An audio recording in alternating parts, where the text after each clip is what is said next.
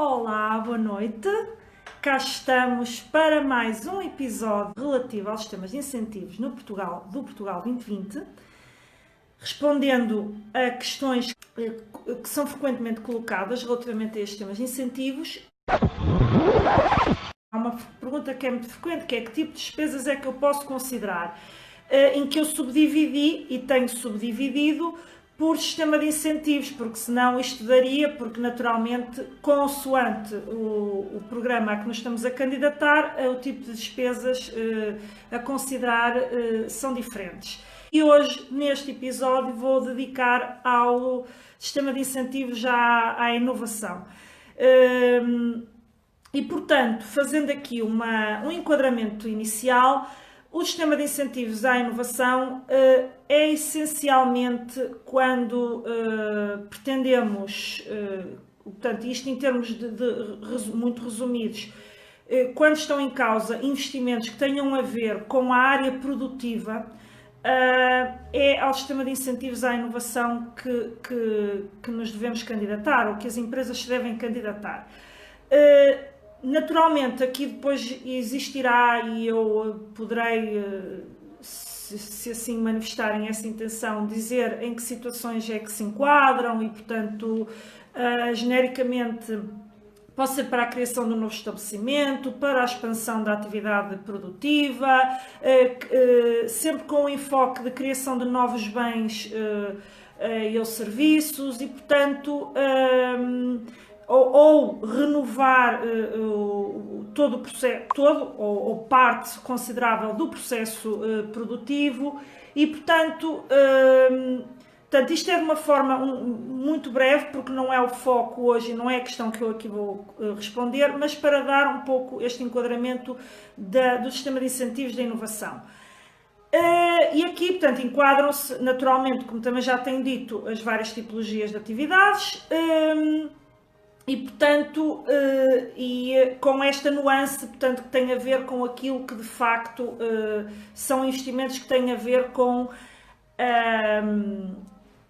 a dita área produtiva. Eu coloco aqui entre aspas porque muitas vezes, por exemplo, no turismo pode criar alguma confusão de que a área produtiva é necessariamente produção de produtos, e não é. Por exemplo, no caso do turismo, não é. Portanto, o que é que o turismo, ou por exemplo, uma instalação hoteleira faz? Vende dormidas e serviços associados ao hotel e, no entanto, por exemplo, a construção de um hotel pode ser, é elegível no âmbito de um sistema de incentivos à inovação.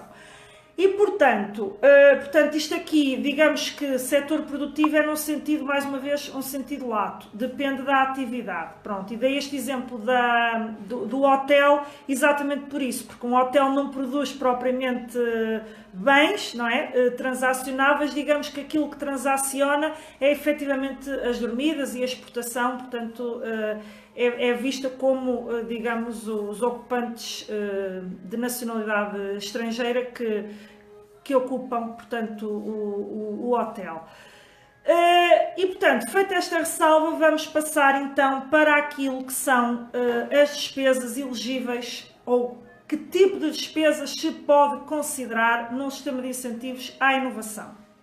E então, lá está, sendo digamos, o setor, a área produtiva digamos, da empresa e da atividade, podemos incluir aqui sim, nos sistemas de incentivos que têm estado a falar, não, portanto, os equipamentos que tenham a ver com essa área produtiva. Portanto, e os equipamentos é tudo aquilo que é necessário para colocar os bens ou serviços à disposição de os clientes. Portanto, aqui inserem-se máquinas e todos os equipamentos, mais uma vez, dando o exemplo do hotel. No hotel é, portanto, todo o equipamento que é necessário para, digamos, montar o hotel e equipar o hotel. Se for, por exemplo, numa fábrica ou numa indústria, naturalmente são equipamentos de apoio à produção. Mas depois também podem ser, por exemplo, dentro das áreas produtivas e das indústrias, podem ser equipamentos apenas de suporte, por exemplo, a leituras tecnológicas da própria produção que está a sair, portanto, tudo que seja equipamentos que sejam utilizados na área produtiva são considerados neste sistema de incentivos à inovação. E, portanto, digamos que aqui é onde se apoiam aquilo que são os ativos que é necessário adquirir para os ativos imobilizados, digamos assim, que são necessários adquirir para as empresas, não é? Poderem, de facto, por um lado, ou criar um novo estabelecimento, ou, eventualmente, também expandir a sua atividade económica, ou criar, por exemplo, dentro da fábrica de uma indústria, se quer criar um novo produto. E estou a dar estes exemplos porque na inovação, de facto, encontram-se diversas situações e acho que clarifica melhor.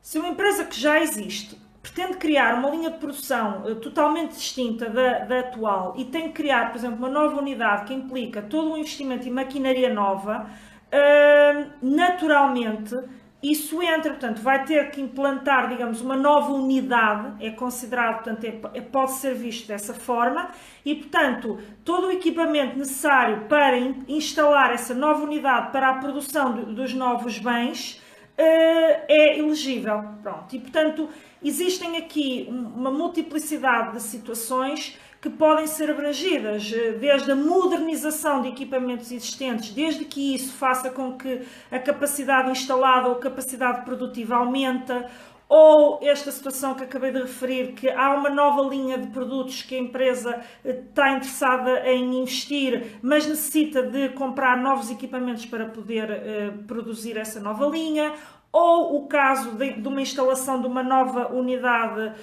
produtiva, ou no caso há bocado que referi, por exemplo, uma nova unidade hoteleira. Portanto, existem aqui uma multiplicidade de situações, portanto, por isso é que eu digo que a área produtiva é vista num sentido lato, portanto, digamos que está o apoio à instalação do negócio naquilo que é a parte do negócio que não é organização e gestão, mas já é, digamos, tudo que é necessário para colocar os bens à disposição dos clientes. Depois, neste âmbito, podem ser também equacionadas despesas com construção ou reconstrução, mais uma vez, podem ser construção de novas unidades, ou construção, por exemplo, de um novo armazém que sirva de suporte, por exemplo, à nova unidade fabril, sendo que tudo que esteja relacionado com despesas com obras estão limitadas normalmente, portanto, isto vem limitado pelo aviso, a 35% do total das despesas elegíveis de todo o projeto, portanto, do 35% das despesas de todo o projeto, não pode superar, naturalmente pode lá estar um valor superior, mas aquilo que vai ser considerado elegível é até ao limite de 35%. E no caso do turismo, é até ao limite de 60%. Portanto, porque naturalmente no turismo faz sentido que seja assim, não é? E nas indústrias não tanto, não é? Portanto, estamos a falar de realidades, mais uma vez, diferentes em termos de investimento. Depois, aquisição de computadores, softwares necessários ao funcionamento, mais uma vez, por exemplo, da própria fábrica, ou no caso dos hotéis do próprio hotel, porque naturalmente é necessário muitas vezes até, podem ser computadores para utilização com determinados softwares específicos de apoio à produção, como podem ser monitores e todas as tecnologias que tenham que ser incorporadas, por exemplo, numa máquina para medir resultados e criar portanto, tecnologias que apoiem a uma leitura rápida dos resultados e, por exemplo, de desperdícios que aquela própria máquina está eventualmente a gerar. E, portanto, todas essas tecnologias que têm ligado softwares e também hardware também são consideradas no sistema de incentivos à inovação. E, portanto, depois, mais uma vez, cada realidade é uma realidade e existem inúmeros softwares diferentes, portanto, eu não vou estar aqui a referir especificamente, portanto, todos os softwares, como eu acabei de dizer, que permitam dar apoio, portanto, à implantação, digamos, desta nova realidade produtiva ou expansão produtiva. Depois, aquisição de direitos, de patentes. Por exemplo, muitas vezes as indústrias, para produzirem um determinado bem, confrontam-se com, ou para, até situações, estou-me a lembrar, por exemplo, das cápsulas de café, que já várias indústrias estão a produzir cápsulas de café, mas a tecnologia inicial estava patenteada e, portanto, as empresas têm que adquirir as patentes para poderem, tanto, ter o direito de eventualmente reproduzir um bem, não é, substituto e poder comercializá-lo. Portanto, isso também é elegível, podem ser patentes nacionais ou internacionais. Serviços de engenharia, portanto, que estejam associados, mais uma vez, com uma enorme multiplicidade, isto depende da realidade industrial de cada um, mas, portanto, tudo que sejam serviços de engenharia, de suporte ou que sejam necessários à implementação do projeto. Por exemplo, se for uma nova unidade dentro de uma indústria já existente, mas que necessite de algum serviço externo de apoio até à implantação dessa unidade, isso é elegível. Portanto, todos estes serviços que sejam de suporte também são elegíveis. Projetos de arquitetura, portanto, por exemplo, se for a implantação, a criação de um novo estabelecimento ou até se uma obra de expansão implicar um projeto de arquitetura, o projeto em si de arquitetura é elegível. Aqui com uma nuance, quando implica obras sujeitas a licenciamento, o licenciamento já tem que existir, portanto, já tem que estar, ou então ser comprovado, portanto, que está em fase de aprovação na Câmara, portanto, que está com o procedimento está todo instaurado, portanto, é necessário ter este licenciamento.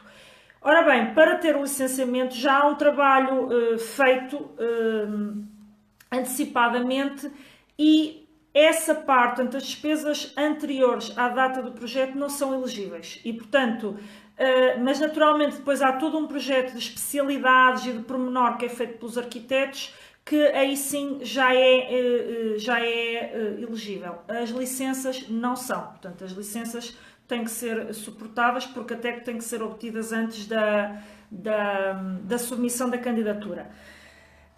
Depois, isto em obras sujeitas a licenciamento, portanto, obras que não estejam sujeitas a licenciamento, não é necessário submeter qualquer licenciamento. Depois, mais coisas, estudos, também aqui, portanto, por exemplo, uma indústria que esteja interessada em introduzir, portanto, na sua área produtiva, por exemplo, estratégias relacionadas com, por exemplo, Lean Manufacturing, que hoje está em voga, por algumas indústrias estão a introduzir isso na sua área produtiva e, portanto, o estudo e toda a implementação que é necessário para o efeito também é elegível no âmbito de um SI Inovação. Depois, as despesas de TOC ou ROC, se aplicável, isto é, portanto, se for necessário recorrer... Desculpa, tocou aqui o meu telemóvel. Que só preciso recorrer a um técnico externo, designadamente há entidades que estão obrigadas à certificação de contas e, portanto, aí tem sempre que ser o ROC a validar, por exemplo, os pedidos de pagamento, portanto, isso são despesas que são também consideradas elegíveis. E também, estou aqui agora a olhar para as minhas notas, estava-me a esquecer, portanto, aqui, os serviços de execução de cadastro predial, também sempre que aplicável, também são elegíveis. E também despesas de formação, sendo que digo desde já que isto é sempre condicionado no aviso de abertura dos concursos e, por norma, as despesas de formação têm de estar sempre fora. Portanto, são restringidas no aviso de concurso, elas são restringidas e, portanto, não há, acabam por não ser elegíveis. Estão no regulamento, mas estão condicionadas pelo próprio aviso. Portanto, o aviso pode sempre condicionar as despesas que são consideradas. Portanto, sobrepõe-se, no fundo, ao regulamento. Façam like, partilhem se acharem que é relevante, pronto, e agradeço-vos por isso e, sobretudo, espero estar a ser útil com estas minhas dicas que tenho estado aqui a dar, e até o próximo tema, que já sairá um pouco desta pergunta relativa às despesas que são consideradas elegíveis. Até lá!